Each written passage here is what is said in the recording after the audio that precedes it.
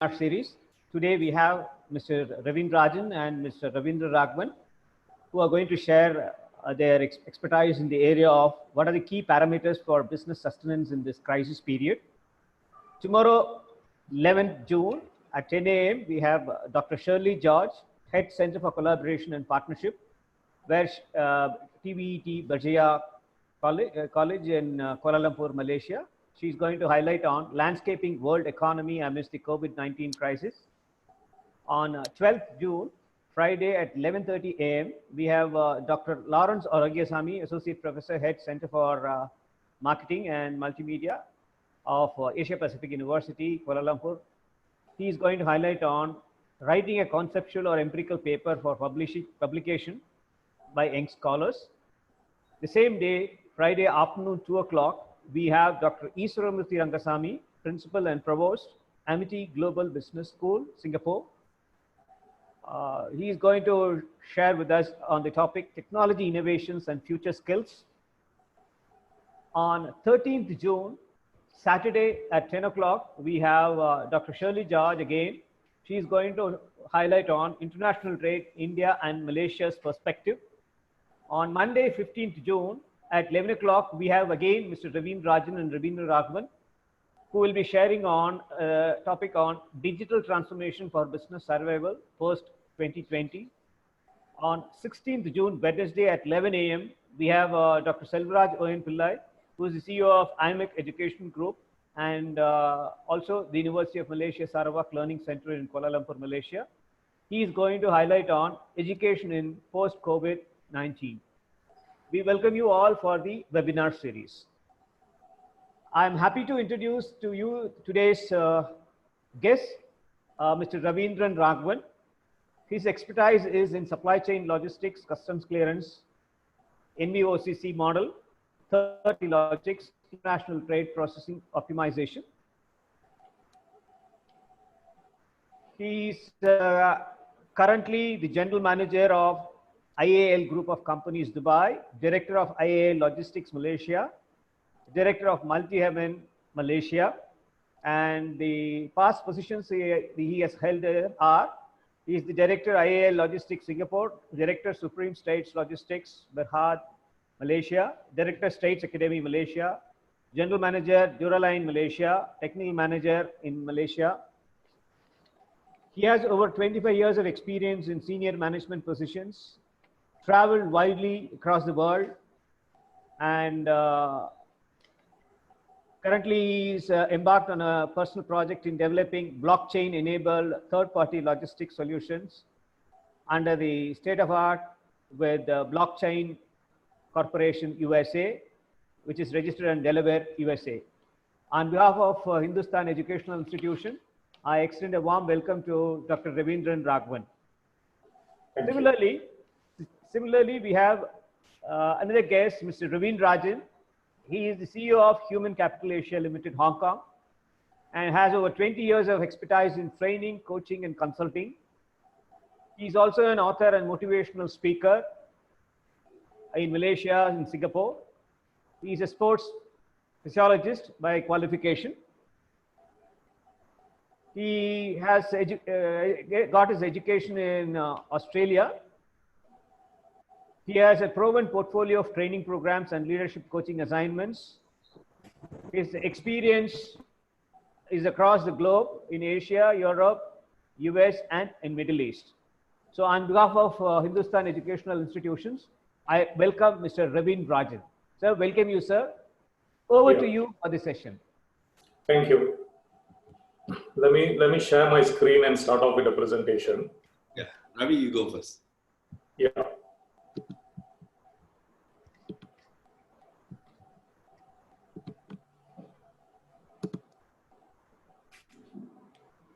Is the slide visible? Yes, sir. Okay.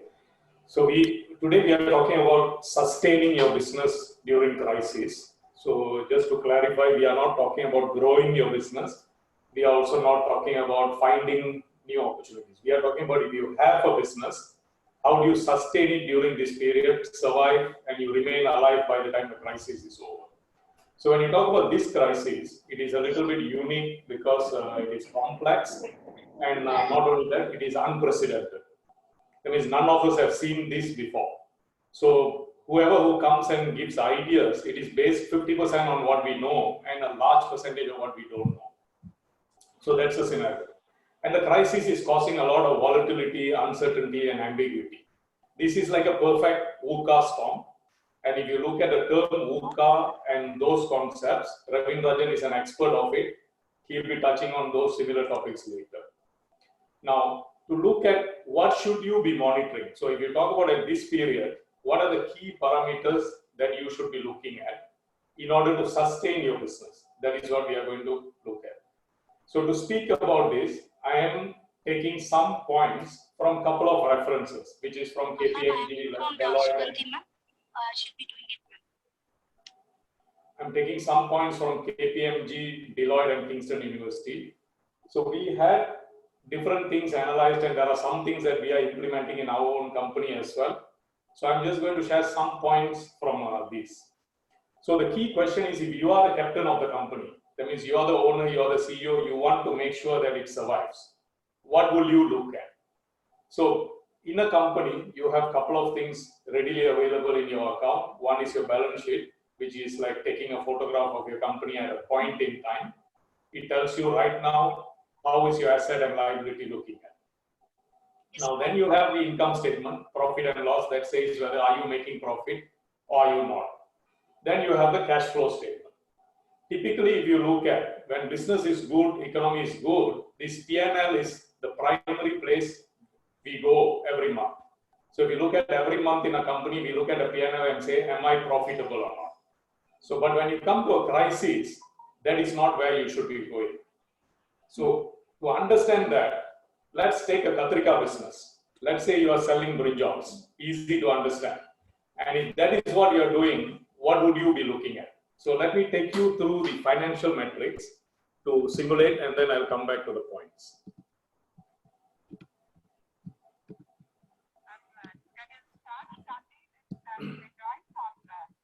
Okay, let's assume that you are in this business of selling brinjals. You can buy and sell. You can buy on cash or credit. You can sell on cash or credit. So when you look at your metrics, you would have the usual cash flow, income statement, balance sheet. So in the scenario of crisis, the recommendation is to first look at the cash flow, not the P&L. I will simulate to you why I say that, why you should look at cash flow first. So let's take the first scenario of a very simplified business where you buy cash, you sell cash. So if this is what you're doing, you don't have too much of trouble. Of course, there is nothing much, and this whole talk is not necessary for you because you are paying your vendors cash and you are getting cash from your customers. As long as you are selling everything, your scenario remains constant every month. So if you look at this picture, the guy's net balance of cash is remaining at 3 lakhs, while his profit is 1 lakh. So here there is nothing dangerous, nothing to look at. I'm getting some interference of sound. I wonder whether it is from your side or it is something on my side. Okay, let's assume. Excuse me, sir. Audience, kindly mute your volumes. It will be happy for the others. Do not disturb others. So once again, I'll mute everyone and I'll unmute you. Kindly bear it. Sure.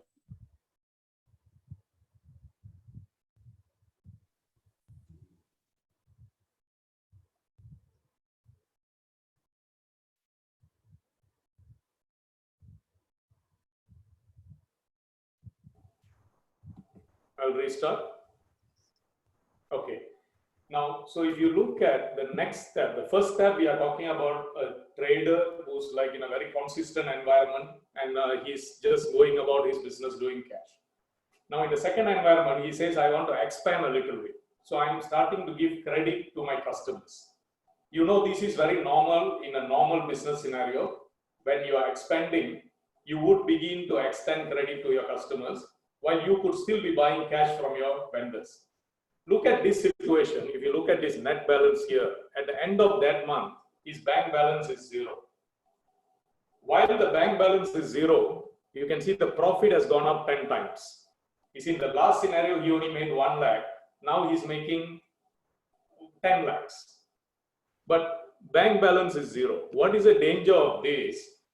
In a normal business scenario, this is not dangerous, because when your business is growing like this, you can go to the bank and get funding. You can go to your friends and get funding, because your business is growing, profit is growing. In a crisis scenario, that doesn't happen. Bank will not give you money easily, neither your friends. So when you hit this point, it is a dangerous point, because you have run out of money, but you are making profit. Now let's say we tweak it a little bit. Now he goes back to getting credit from the vendor. Now the trader has said, okay, where I'm buying from, please give me credit. Now he balances out, he's back to the scenario like cash, all in, he still has his 20 lakhs in the bank, situation is fine. Now, let's say he improves it further.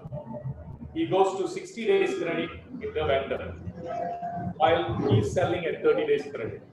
Okay, this is when it gets a little more interesting, and this is where you should be in a crisis mode. You need to look at those suppliers, vendors who have a deeper pocket, and are they able to support you to survive through this crisis. Now, if you look at this scenario now, cash flow wise, it is great.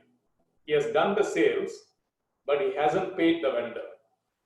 Now, when you look at profit wise, it is still the same. So now he has kept the cash in the bank because vendor is giving credit, and he has the same profit. And if you look at the balance sheet, it is very healthy because assets are more than the liability. So overall, this business is fine. Now, come back to crisis scenario. What need to happen in crisis? Now it goes to the next month. This is current month. This is last month. And now when you look at his cash balance is high because he still don't need to pay the vendor yet. You see, the vendor's 2-month cycle, while his collection is a 1-month cycle. So he has increased his value. While if you look at the profit is growing at the same rate, but cash value is much better. And if you look at his balance sheet is healthy. Now, at this point, what does it help in a crisis? Okay, let's come to the other practical point of this business. In crisis, you may not be able to sell at profit every month. Not all your sale will be at profit. So you need a mechanism where you can absorb these losses. A mechanism where if you sell at a loss, you are still able to sustain. And if you don't do that, there is no sustenance. So let's look at sheet number 5, where he sells at a loss. Now here what happens is he had last month where he sold at a profit. This month he's selling at a loss. But the beauty of this is cash flow wise, he does not die. He's still healthy. So when you tweak and reach this kind of a metrics, when you reach this kind of a level, it helps you sustain your business. While you can see profit wise it has gone down, but cash flow wise it has gone up.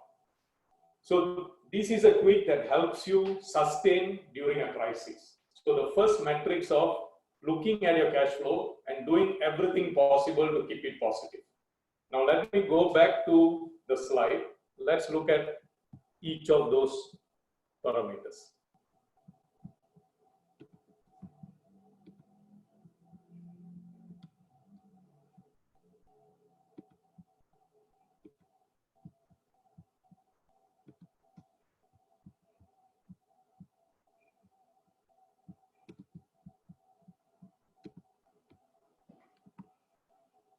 Okay, so this is what we were looking at. So we have a simplified business where I was showing you a simulation on how you can make your efforts, put the right focal points, and then bring it to a healthy scenario. Now, if you go back and see what did we learn by looking at all these different sheets, what did we learn from it?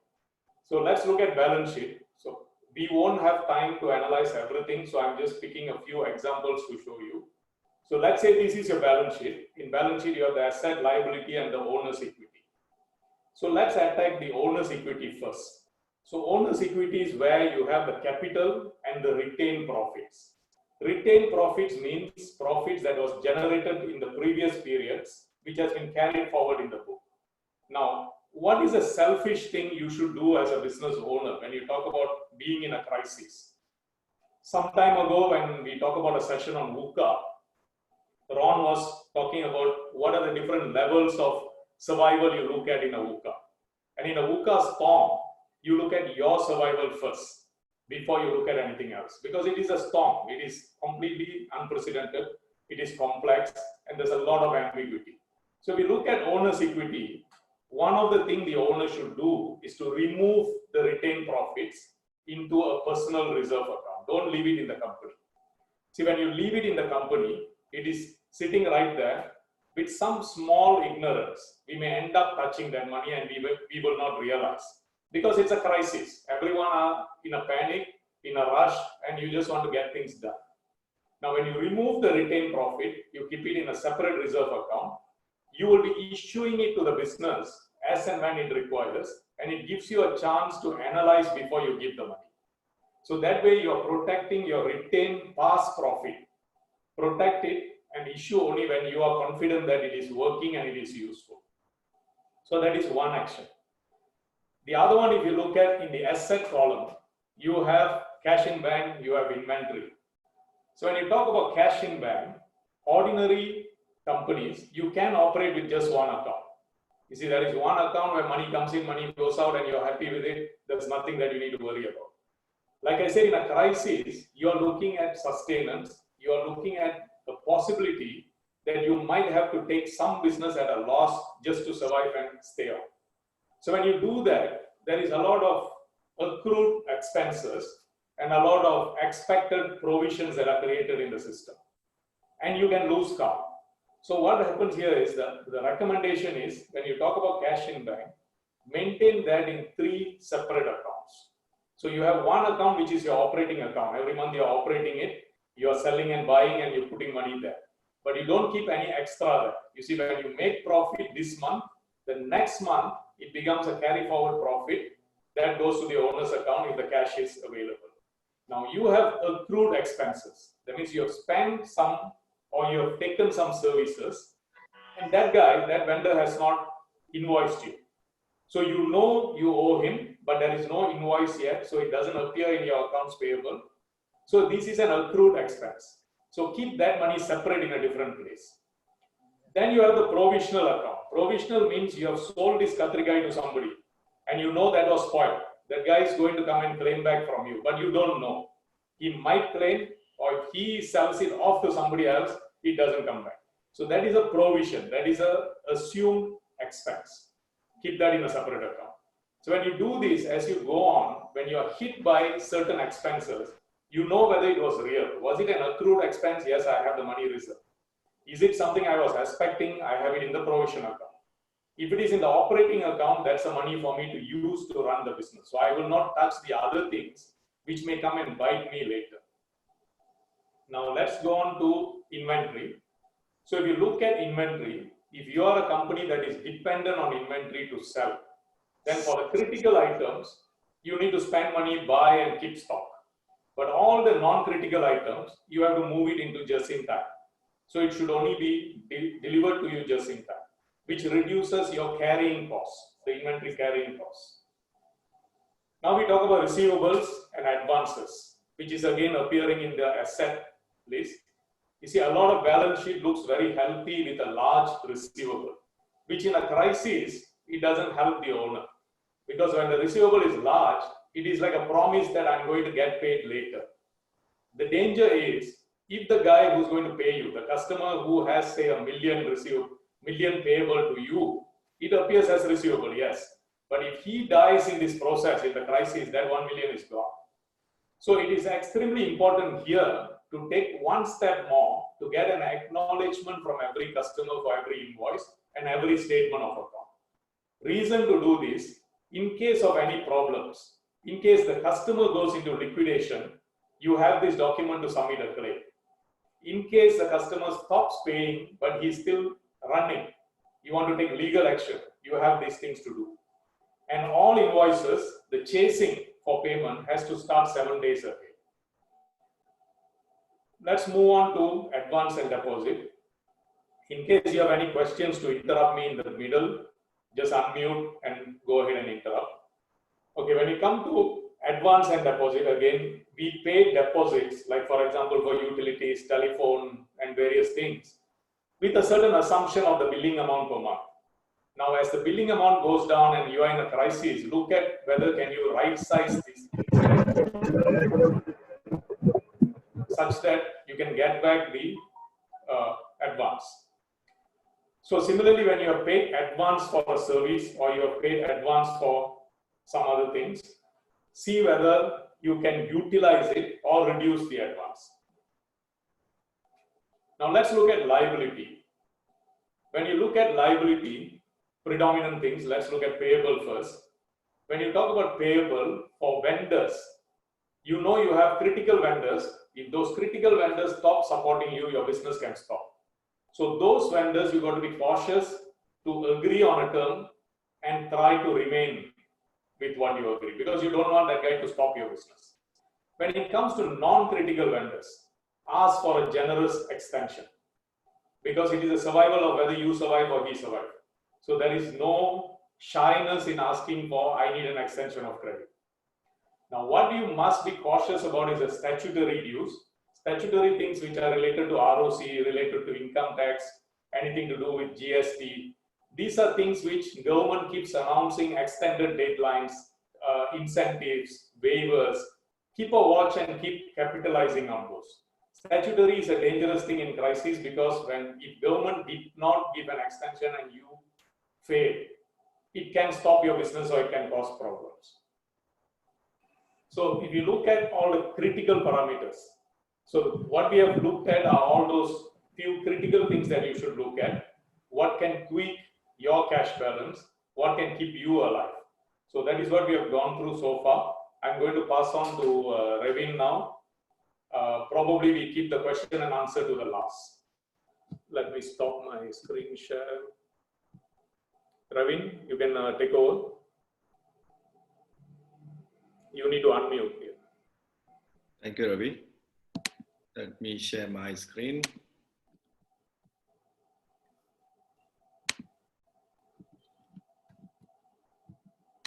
There it goes.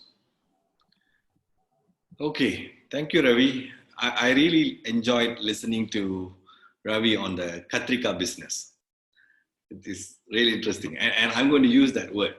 There's a huge analogy and reference to Katrika business, right? I hope those who don't understand Tamil word Katrika, the brinjal, it does make a lot of difference listening to Katrika business.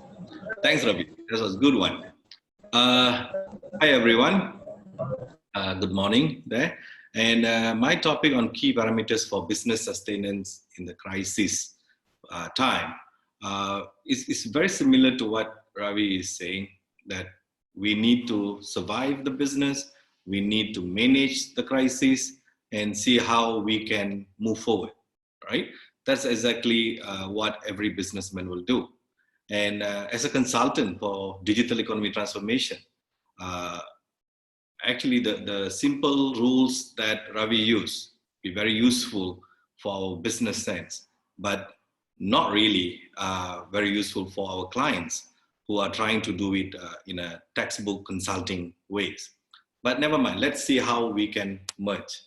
Okay, so when it's crisis, Ravi is right, people will need to save themselves first and then manage the business. But how are we going to get out of the crisis? How are we going to move forward? And that is not about survival, that is not about managing, it is leadership. So there's three different things that are going to happen. Like for example, the Katrika business, save yourself and then try to make more money. So in a similar way, as Ravi put it, I'm going to use an analogy of swimming in the river, the art of swimming in the river. This is very close to my heart because when I grew up in a small village in Malaysia, where we boys always go to the river, especially on the weekend, no school, we go to the river and swim. And there are many things that we learn in swimming in the river that is very related to our life and business nowadays. So let's take the art of swimming in the river first, okay? So when we boys have new members joining us in the river, we always tell them one basic rule: don't drown, don't die on us, right? We are answerable to the parents. So don't drown is number one rule. You need to be safety conscious. We give them all the jungle rules of safety and how to stay afloat, right? The second one, before you start swimming, you need to learn how to stay afloat. If you go under the water, it's not called swimming, it's called diving, right? And then only you learn how to swim. Then only you learn how to swim. So relating that or linking those terms that we learned when we were boys, now I can easily see how the business need to move forward. Number one, you need to learn how to float the business, not in a float in that way, but survive the business. Make sure the business do not go under. Number two, we need to manage the business. We need to learn how to manage the business, right? That's the swimming part. But if we want to grow, we want to succeed, we want to extraordinarily come out of this crisis and business challenges, then we need to become successful by learning to do things differently. We need to try new things. We need to innovate. And that will help you to grow in the environment, become successful, and that needs something more. That's called leadership, right? So Ravi talked about how do you use the key parameters from the financial aspect. I'm going to talk about the people aspect, because it's about what people do in crisis. Do they save themselves? Do they save others? Do they save the business? Or do they excel out of that crisis? So there are many options, right? So going back to the swimming in the river, just imagine once in a while there will be upstream heavy rains where suddenly the rivers start flooding and water gush down or rush down in a big torrents. When that happens, when the river floods, that's when crises happen. Swimming in a normal river is easy. We can somehow learn and become good at it. But when it's a sudden flooded river and there's a torrent rushing down from the upstream, then it's a total crisis. So how do you survive? How do you swim? How do you float in a river that is flooded? That's a crisis, yeah? And then linking that to our current economic downturn, the pandemic, and all this happening now. This is where Ravi mentioned that I will be talking about VUCA. VUCA simply means volatility, uncertainty, complexity, and ambiguity. Most of you know about it by now. Last 25 years, this is a very common word. And when things go in directions that are unpredictable, when we do not understand what's happening in the business, it's no more normal business or business as usual. We tend to look at this as VUCA landscape, VUCA ecosystem. But I would like to tell the audience today, what we are facing now is not just VUCA, it's a storm.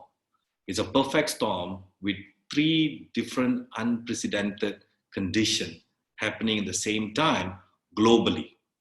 Number one, we already have, last 15 years, the IR 4.0 industry revolution, where technology, last 20 years, have actually transformed and revolutionized the whole landscape of economy and business. So we have IR 4.0 revolution. Number two, all of you are aware, the military and geopolitical competition that has intensified between US India, China, North Korea, name it, Middle East, Europe. So this economic competition, world trade kind of competition, has reached its breaking point. We almost went to a World War III situation. We just escaped in a nick of time, basically, from starting the World War III.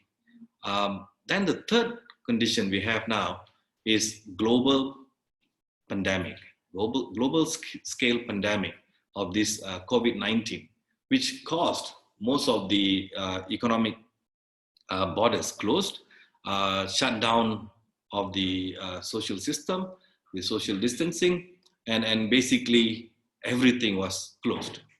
So the whole economy shuts down, global economy shuts down. Can you imagine? 3 different things happening at the same time, and what will be the scale of the impact?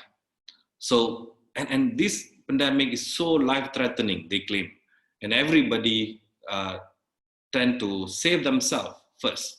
Yeah, they are not doing anything, just hide in their homes and caves. So everything stops, come to a halt, right? So how do we face this? And businesses not only slow down, businesses just vanish. Airline industry closed down, the tourism and travel shuts down, name it. Yeah, even schools, universities were shut down. So will you respond or react? The Katrika businessman, what he will do, right? As Ravi puts it, if it's a small business and this is his life and bread and butter, so most likely he will save himself first. If he has like less than 10 people working for him, it's easy for him to take care of his interests first. But if he's a CEO of a 10,000 employee company, what he will do? If he is a prime minister or president of a 1.5 billion people, citizens, population, waiting for his response or reaction, what he will do? Most people, basically under this kind of life-threatening crisis, they shuts down, because that is what we call panic attack. It's a neural hijack where basically you panic, and in that panic situation, you cannot think clearly, you cannot plan strategically, and what the key parameters that Ravi was talking about, strategic planning, and the consultants and trainers will be talking about innovating and inventing or reinventing your business. They'll be talking about adapting new technologies and new business models. All those things will not be useful if somebody is on a panic attack reaction, right? They basically in fear for life, and fear will paralyze you. You go into a fight or flight mode, survival instinct kicks in, and you basically do what survives you, what saves you. So it's no more management. So when I talk about crisis management, it's already challenging, as you can see it. It is not about planning, strategically discussing. When you are life-threatened, like by a pandemic, or the flood is going to drown you, you don't call for a meeting and start strategic planning. You know that, right? It needs personal leadership. It needs huge leadership, right? So I'm going to talk about the difference between managing and leadership very quickly. And this is something everybody knows, but it will be related to the solutions that we have to discuss later. When it comes to leadership, we always call this a borderline condition. A crisis or chaos kind of leadership is needed. In a normal distribution curve, the extreme left and right 10%, where you have crisis or the greatness, that's where leadership comes in. Managing and surviving is basically the 80% in between. So in a crisis like this, what I'm trying to say, 90% will have to follow any survival instinct that helps you to survive and stay afloat. 90%. The 10% who wants to come out of this crisis more successfully, differently, creatively, innovatively, or with some kind of opportunity to benefit them for greatness. These people will take a different path. They will lead themselves and their people and their business out of this crisis. They will not just manage. So if you want to know the difference between leadership and managing, the table down there, you can see managers and survivors, basically they just do their job, fulfill their duty as long as there's a salary end of the month, and then they will be focusing on immediate need of themselves and their family and their business. They will be focused on short-term objective, follow the SOP, which is proven kind of technique, implement all the initiatives with the current system, available system, and they will control and monitor everything very closely. And most of the time, they follow proven solution from past experience and past track record. And they will avoid risk at all costs because you need to survive. You need to somehow stay afloat. So this is where some of the tools that Ravi gave on managing your P&L and balance cash flow really helps, right? But the 10% out of the 100%, 90% will follow the crowd. The 10% who wish to do things differently. This is what you need to pay attention to. The Katrika businessman now want to be an international dealer. He wants to take opportunity out of this crisis, how to make his small Katrika business to become something totally globalized, international market, and something innovative, something that even Amazon and Lazada would like to partner this Katrika business. How they do it? Here, no more just survival instinct. They become more meaningful and purposeful person. They want to lead into the future, and they are long-term thinkers. They embrace change and innovate new ideas. They take personal action, massive action to make these things happen, and they engage and inspire their people and others to join in. They would like to take risk by exploring and experimenting a lot of new ideas. This is where leadership comes in. So either you survive, either you survive yourself. This is what people do, right? They survive themselves, or they do something to people, or they do something for people, or they do something with people. So these four conditions, what people do to people. Either they survive themselves, that's a bit selfish, obviously, or they do something to others, or they do something for others, or they work with or do something with people. These are leaders. Okay. In a textbook solution, in a VUCA condition, what leaders do in VUCA condition? Basically, the volatility is managed by being adaptive, embracing change, being agile, and innovate and think out of box. That is standard way of doing it. Uncertainty, let's say like you are in a dark cave, you do not know what's happening. Big data can help you, AI can help you, learn quickly about the environment, the new dark environment you're in, learn all the time, that will help you in future, learn in a team. So when your people learning about this darkness in the cave, you have a better chance of surviving, yeah, rather than being alone fighting this battle. And then empower people to work together with you. Complexity is very much like human relationship. Human relationship is very complex, right? So don't get involved and make it more complicated. Devolve. Let it happen. Let it pass.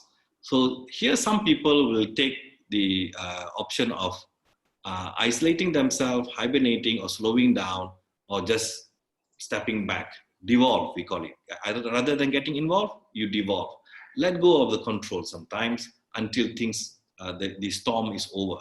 Simplify the business. Use your wisdom and gut feeling, especially in a relationship, kind of thing. Use your EQ. EQ really helps for leaders in a complex situation. And finally, on ambiguous. So if you're meeting a ghost or alien species, what you will do? You don't have any information. You do not know what is these people are going to do. So act on what is known, gain new knowledge, research, and the front line who knows to deal with this situation are the best people to rely upon. So these are textbook solutions, I would say. Sometimes it works, sometimes it doesn't work. That's why consultants always like, okay, I give you some suggestions and you try it. You take the risk. Okay. And then we have this IR 4.0 solutions, where all these new digital technologies supposed to help us, right? We're supposed to embrace IoT, Internet of Things. Then we have to manage the generation difference, which the younger generation, millennials, are really experts in this. We need to get more of them leading our business. Then we have all these smart things. The nations are changing, cities are changing, the office is becoming smart office and smart workplace. So all those solutions are being proposed. Then e-commerce platform is an amazing solution that can help. And then we have the social media and gamification culture that is sweeping the world. And finally, cloud computing, big data, AI, blockchain, all those things supposed to help us. But in a crisis, especially for small businesses, this is not an easy solution. Even the big organizations, corporates are struggling basically with this new technology, which is very costly. Sometimes it favors the bigger players in the market. And because it's a globalized platform, online things, internet, small, rural, local businesses cannot compete in this kind of solutions. They don't have the capital or resources to actually use technology in a big way. Some people say technology will favor the smaller businesses. Not really what we see in the ecosystem. So let's summarize this to make sense.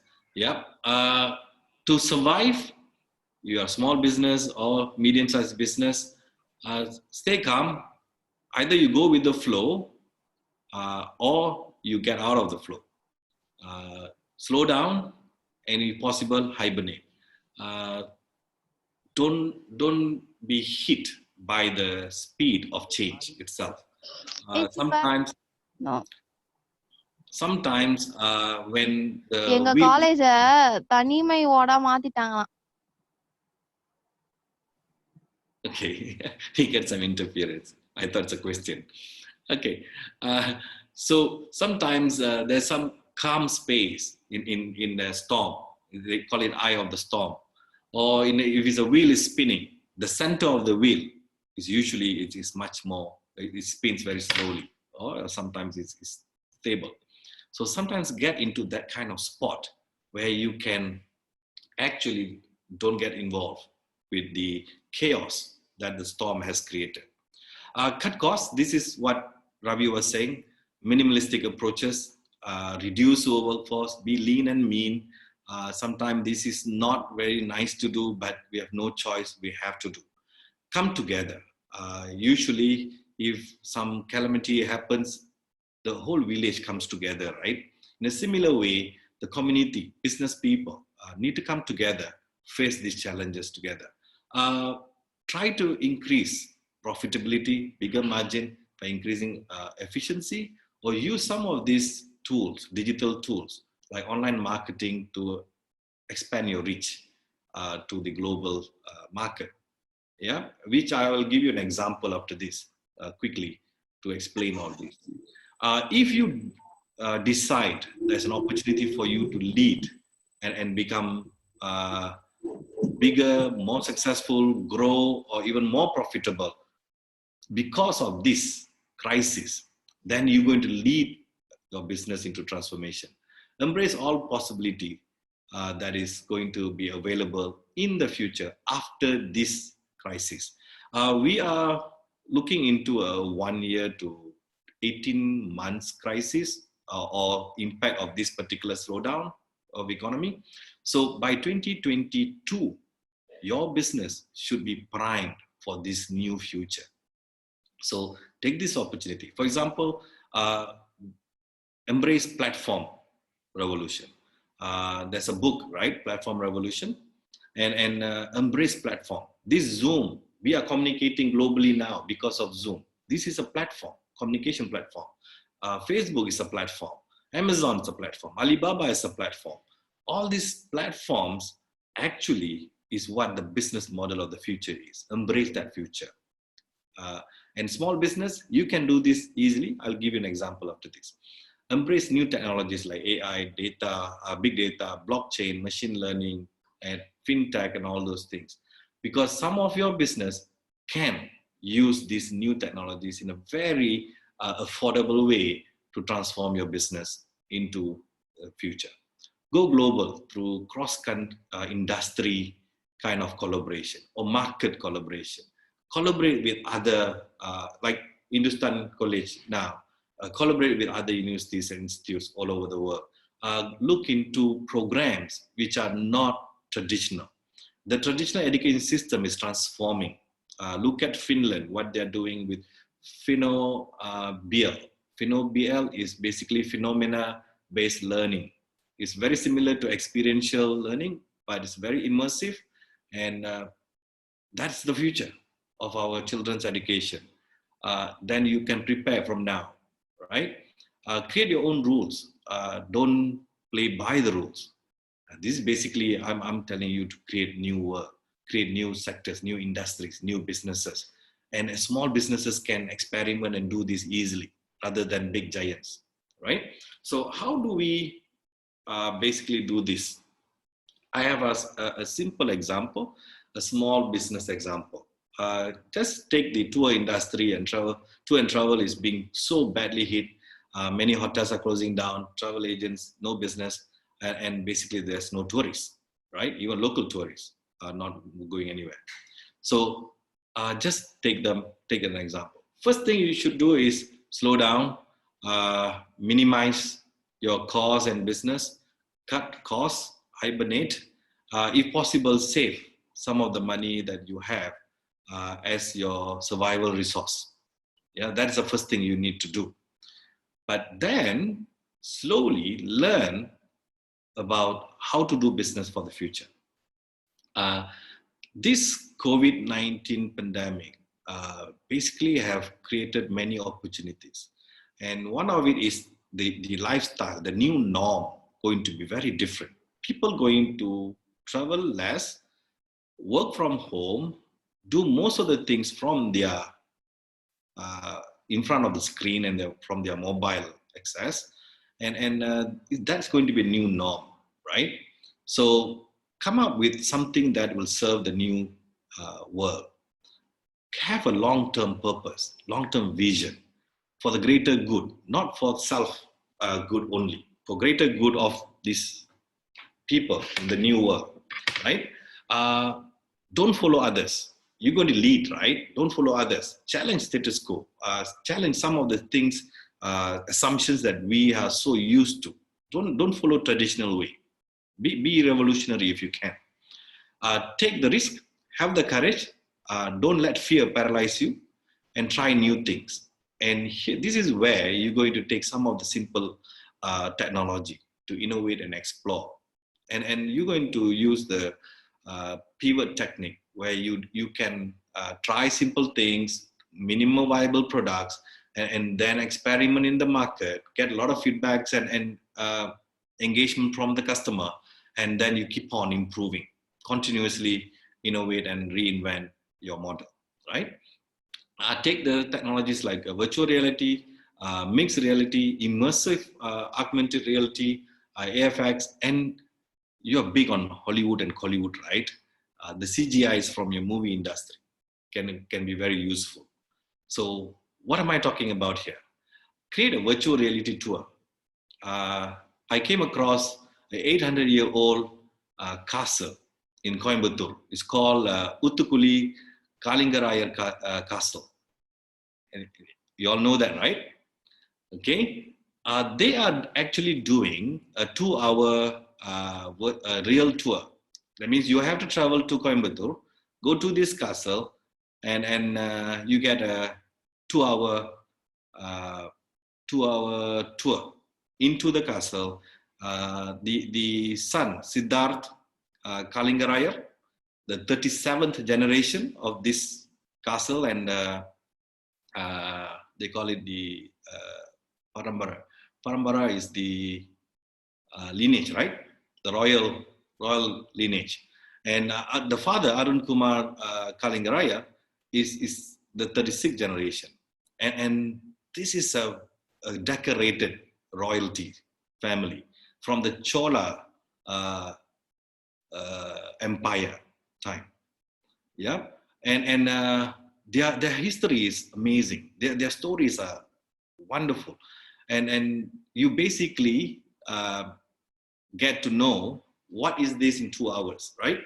But with the current VUCA situation, current crisis, there's no tourists, there's no business, everything is shut down, right? What actually they can do based on whatever we discussed earlier? Now he can create a virtual reality tour. Anyone, anywhere, anytime in the world can take this tour, how long they want. It doesn't have to be limited for 2 hours. They don't have to travel to Coimbatore, and they can take this tour for less than $1. They just have to pay $1. They get a free 10 minutes tour first of their choice. And then next is they pay $1 and they can take any kind of tour, any package of tour, anytime, anywhere from the world. And can you imagine how many million people will be willing to take this virtual tour from wherever they are? And that's just $1. Millions will come in, right? And when they take this virtual tour, you have all this technology now where they can choose what they want to see, what they want to experience. The immersive technology can actually make you up to 8D kind of experience. 8D means 8-dimensional experience where you can smell, you can taste, you can feel, you can touch. That kind of immersive technology is available. But this particular castle don't have to go that far yet. They can start very simple, small. So they can experience royal lifestyle, archaeology, architecture, the culture, the crafts, kingdom history, secret treasure, which is hidden around this castle, the wars and victories that these people have gone through, research papers and university papers related to this, journals writing about this particular center or this empire, and all these, etc., things, almost just for $1. And then if they like what they see, they can decide to book for a real trip to Coimbatore after the whole thing is over. You see? So out of this crisis, Mr. Siddharth and Arun Kumar can actually look into an opportunity which never presented to them before this. And then that can lead to online booking. They can even buy souvenirs online. They can experience other activities. And this can lead to other castles and similar archaeological centers in Tamil Nadu and rest of the world. And this can create more explorations and study tours by universities and schools from India itself to Coimbatore, Uthukuli Kalingaraya Castle. So you can see these simple technologies can actually lead to totally a different dimension of business. And that is the future. That is the new generation is looking for. They don't want to go through this hassle of traveling border to border, getting quarantined somewhere and spoil their 3 days holiday in all kind of negative experience. You can now experience amazing tour from wherever you are if this new business model is adopted. So that's what we are trying to advise, help, and support even small businesses to embrace the future. And some of the key parameters, as I have explained just now, will actually come from either you manage and survive, and then you lead and transform. That is my way of looking at this Katrika kind of business moving forward. Thank you, everyone, for listening to my long lecture. Thank you. Thank you, sir. Thank you so much for your informative session. We came to know what was the business strategy that was followed by ancient people of our place, so that we'll make a study of all those things. Thank you so much, sir, for your information. Ravindran, sir, your Katrika business was also too good. We are happy that we'll also start a business related to that. Yeah. I wish if any audience wish to clear up any doubts, you can make use of the resource person so that they'll help us. Dear audience,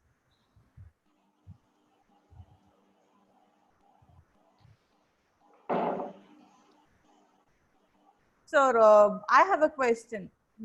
How do we make out this business strategy for service industry after COVID? What new strategy can be adopted for service industry? What specifically we can go for this education system? Okay, if you take a service industry per se is very broad, but if you take the education system as an example, okay, there is one brilliant strategy which actually Ravin brought in Malaysia, something called VBL 360. That is Virtual Blended Learning 360. See, that transformation, what happened was when we could ordinarily have, say, 100 students in a lecture hall and giving a lecture, in his platform, you can have like a 10,000 crowd running it at the same time in different parts of the world. So those are the kind of steps you can take. So to elaborate a little bit more, probably let Ravin speak about that. Thanks, Ravi. As I mentioned just now, Doctor, that the education system throughout the world is going through a transformation. What we have now, I think every university is familiar with LMS, Learning Management System, right? LMS. And this is one step forward from the what we call as the e-learning system we had much earlier. E-learning was not very effective, and then we have this LMS, which helped the university to manage the students, manage the classrooms, upload the content, and then manage some of the exam assessment and marking reports and so on.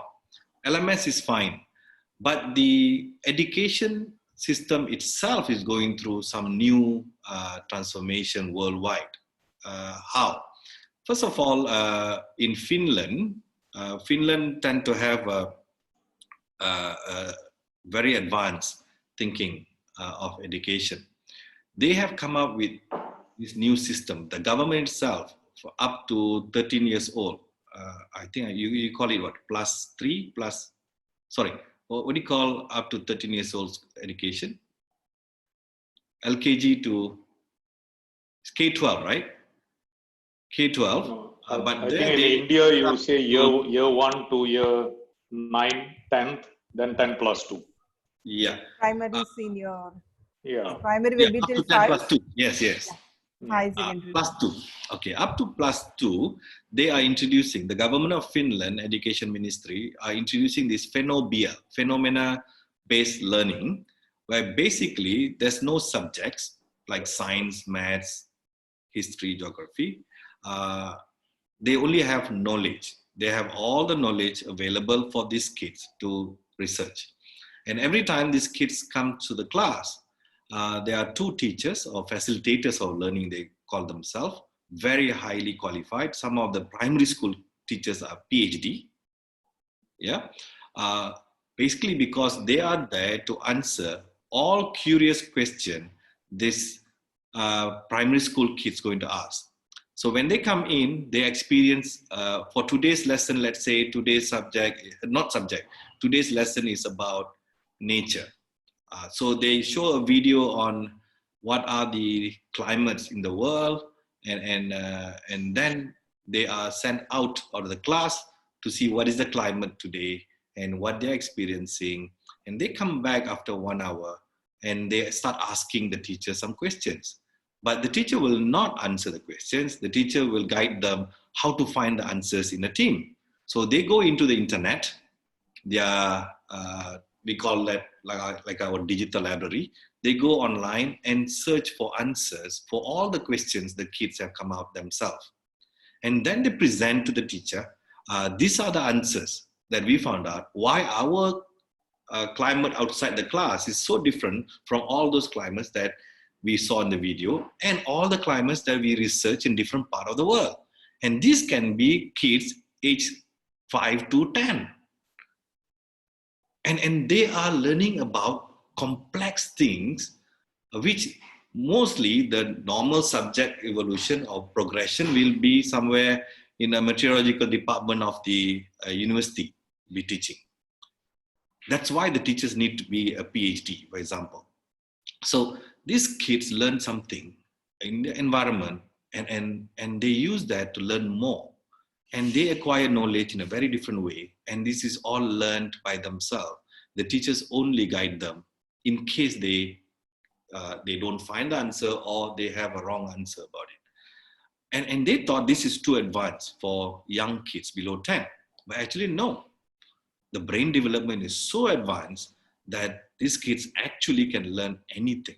Just like I remember Professor Mitra's experiment on the hole on the wall experiment in Mumbai slums.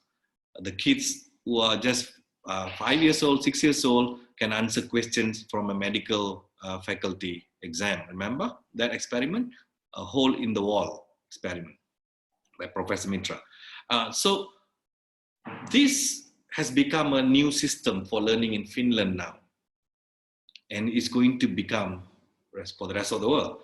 That platform that Ravi was talking about, the VBL, Virtual Blended Learning 360, is that digital library these kids can use. Where everything is there, you can learn anything, anytime, anywhere, whatever age group you are in, whatever classroom you are in. There's no subjects like our current LMS system. So it's going to really revolutionize the university system, the education system worldwide. It's just happening now. It's just starting, beginning. So answering your question, sorry to go so far, right? Answering your question, what we need to do. Okay, the good thing about this crisis now is everybody, even the Gen X, the older generation now learn how to use WebEx and Zoom to communicate and learn, to share ideas. We start talking online. Those days, if I don't come to Coimbatore, I don't get a chance to meet Prof or doctor, right? So now, even the older generation embracing what the younger generation already good at. So now the universities and colleges, the education system need to look into new way of disseminating knowledge, or more so, not teaching, not lecturing, but how to create learning environment that our children willing to embrace quickly. So if Hindusthan College University can explore these options very quickly, I think you tend to stand a chance of becoming very advanced, attracting parents and students who are looking for more alternatives. Thank you. Thank you, sir. Sure, we'll take your thoughts into consideration and we'll work towards it for making Hindustan move to the next level. Thank you so much, sir. Yes. Yes, ma'am. I'm Chitra. Maybe I would like to supplement sir's ideas on education. If I'm allowed to, I do not know. Yes, but anyway, please.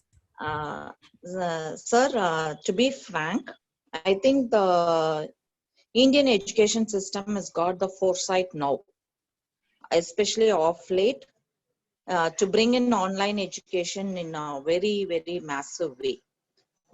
They have even started MOOC courses, which is common to all the university students across the thing and also for the higher schools.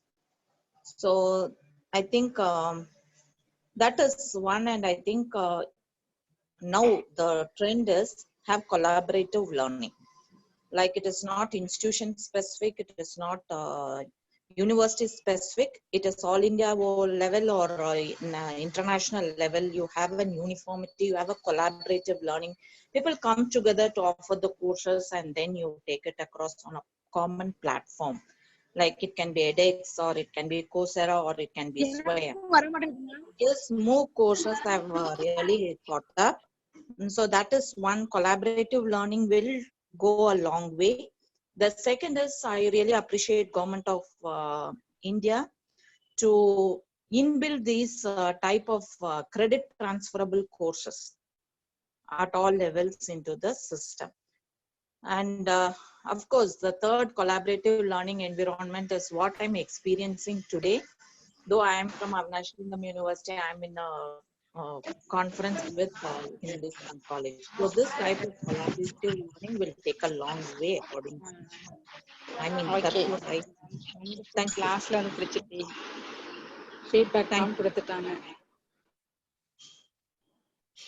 Very good points, Dr. Chitra. Yeah. Thank you, sir. If I may add, Dr. Shobha, if I may add, Yes, sir. yes, the VBL system incorporates the latest learning culture of the future generation. So the system has 10 components. One of it is, as Dr. Chitra says, it needs to be universal, collaborative throughout the universal knowledge. Two, that means it's not produced by one school or one university, one institute kind of knowledge. It has to be a universal knowledge. And that is first part. Secondly, it's learner-centric, no more teacher-centric. It's what the learner want to learn. It's a learner-centric. Three, it's very immersive. It's very interactive and immersive. That's where just like the tour to Kalingarayar Castle, it needs to be very experiential. Four, it has to have an ecosystem created. That means it's a learning ecosystem where the child can develop at any age, any time. They take that ecosystem, learning ecosystem, into their life. Just like nowadays, children, young people learn how to cook any dish from the YouTube. They don't attend classes or training, go to training centers or bakeries to learn. They just learn from their handphone, from the YouTube, how to bake a cake, for example. So, and it is Attawat, anytime, anywhere, any device kind of ecosystem. And six is need to be blended. It cannot be just lectures and talk like this. The new generation don't like to be lectured. They cannot spend more than 1 minute attention span in front of their parents or their teachers. So it need to be very blended, very activity-based if possible. And every classroom is customized to the learners. That is the most difficult if you have an old traditional system. The traditional system is very linear, very pipeline-based. That means it's like a factory. You produce the content and then you have a supply chain of this particular knowledge, and then you just distribute. Yeah, it's a distribution of knowledge channel. But now it's no more. It is very much customized per learner. Each learner learns in a different way. That's tough if you are not using a platform. And it's very emotional. The learners must be passionate about, interested, excited, happy about what they're learning. That's where I always say, if you like the teacher, you'll pass the exam. You hate the teacher, the easier subject you fail, right? So it's sometimes learning can be very emotional. There is a return of investment directly into every lesson the parents want their children to go in. Those days, we always say that if you have paper qualification, go to school, get a good university and get pass in high flying marks, and you are guaranteed a job and a position in this world. But nowadays, no. The guy who's never go to college can become a politician. The guy who just fail his +2 can become a fantastic businessman. And the guy who never go to school is earning millions playing football. So the world is very different from those days, right? And the best, most highly educated professors are sitting and wondering what to do next. All of us, isn't it? What an irony. Okay, and finally, it must be AI-based. The big data is a huge thing. Artificial intelligence only can actually satisfy the future of learning. So what will happen to all the lecturers and teachers and the experts? They'll become part of the AI. They become the fractals of the AI. Yeah, you cannot be the subject matter expert and be the #1 authority for the world. Those are the old days. So to add on to that, this new culture of learning is going to revolutionize all education institutions. And as Dr. Chitra says, India is in the forefront. And I like your, the old system, the traditional learning system of Gurukulam. You know, study that. That is where the future is from your past, Gurukulam. That's how communities, children going to learn. Yeah, thank you. Thank you, sir. Thank you. Yes, ma'am. Audience, if anyone wish to raise questions, the forum is open. The resource person is here to help us. You can also share your questions in the chat box.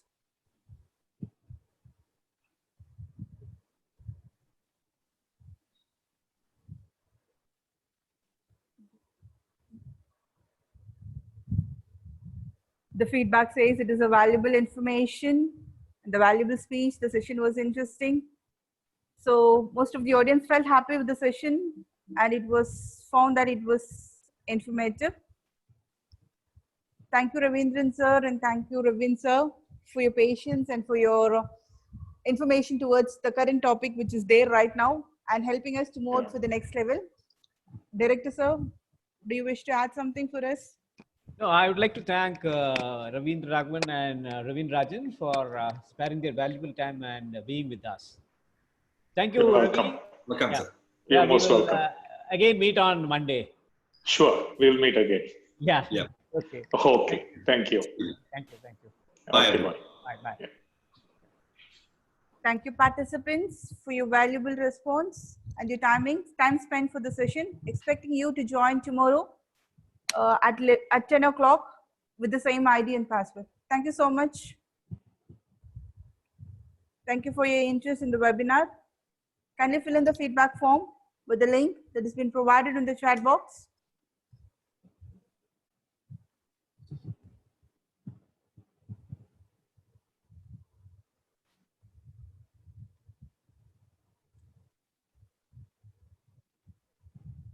Thank you so much.